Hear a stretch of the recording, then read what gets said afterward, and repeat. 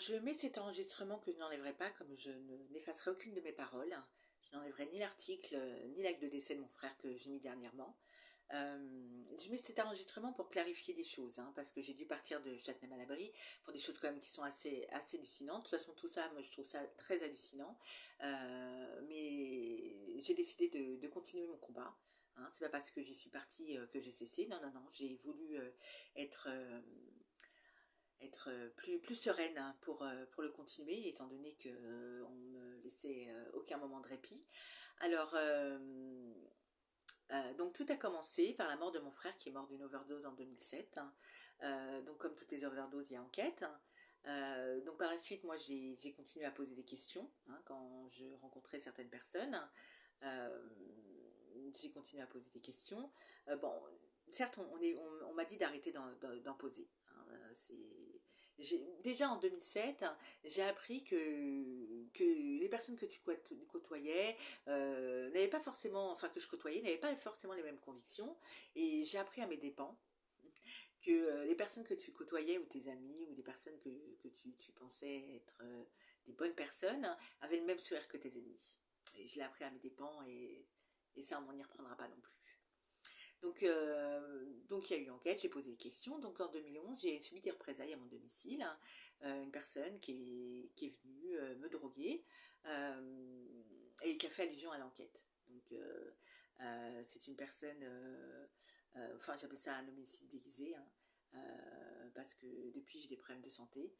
Très graves, j'ai eu des problèmes de santé très graves, hein, et j'ai du mal à me faire reconnaître, même au sein de l'hôpital, en tant que victime. Hein. Et enfin, c'est un combat aussi que je mène, hein, avec celui-là qui est judiciaire. Donc, pour ce qui est, parce que à un moment donné, il faut être un petit peu cohérent dans ses choix et dans sa façon de voir les choses.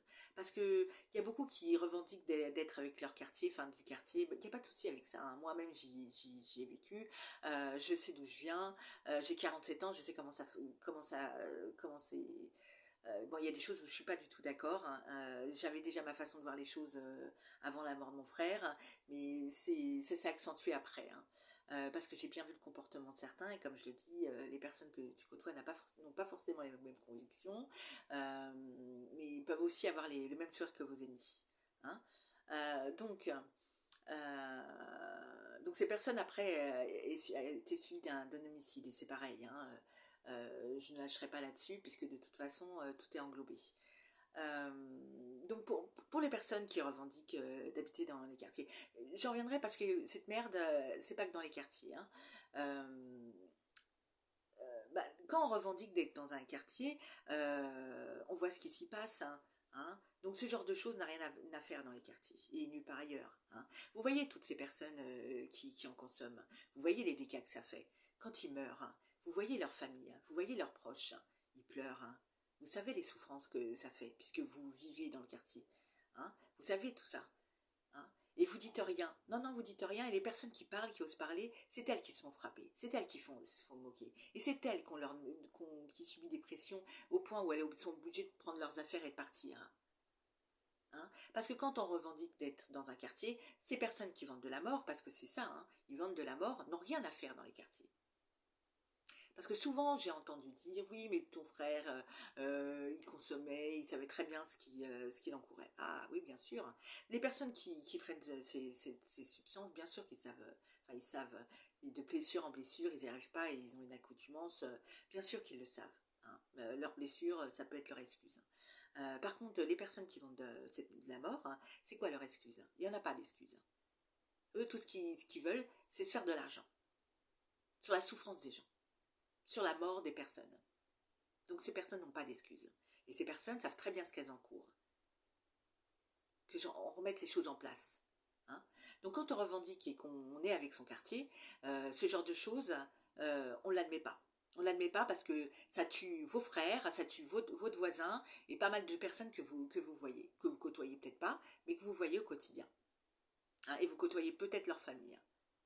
Donc ces choses-là, on ne les accepte pas. Donc moi j'ai dû partir, hein, parce que je me faisais frapper dessus, parce que quand mes souvenirs sont revenus, j'ai fait les démarches que j'ai faites, que je ne regretterai pas, et je ne reviendrai pas dessus. hein, c'est des choses que j'ai faites, hein, et il est hors de question que je reviens là-dessus.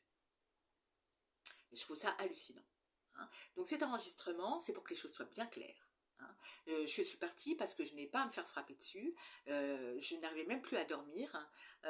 On m'a enlevé complètement ma normalité et ça a été difficile. Maintenant, avec plus de recul, je me dis j'aurais dû partir depuis longtemps. Hein, parce que depuis que je suis partie, hein, j'ai réussi à faire ce que je voulais faire depuis le début et j'ai réussi à avoir des souvenirs qui sont aussi revenus. Hein. Donc cet enregistrement, je le laisse hein, et mon combat, je continue à le mener. Hein. Voilà, donc quand on est cohérent avec soi-même, on a les paroles et les actes qui vont avec. Moi, je n'ai pas accepté ce que j'ai à subir et je n'ai pas accepté l'inacceptable. Ce qu'on accepte aujourd'hui, on l'accepte pour demain. Comme je ne l'accepte pas pour aujourd'hui, je ne l'accepterai pas pour demain non plus. Hein. Je pense que c'est un peu global. Hein. C'est-à-dire que tant que, même si savoir qu'il y en aura peut-être toujours hein, qui en vendront, si on a le comportement et la complicité, parce qu'il y a une complicité morale dans tout ça, hein, parce que vous dites rien, vous laissez, et vous laissez les personnes se faire frapper, hein, au point qu'elles sont obligées de partir. Hein. Et ça, c'est inacceptable, parce que ça pourra vous arriver demain à vous, ou à une amie, ou à quelqu'un d'autre. Hein. Hein. Même si mon combat, je le mène pour moi, parce que je n'ai pas accepté ce genre de choses, je pense qu'il y a certains combats qu'on fait qui ne sont pas semés d'individualité. Hein. Donc je mets cet enregistrement que je n'enlèverai pas. Et c'est pour que les choses soient claires.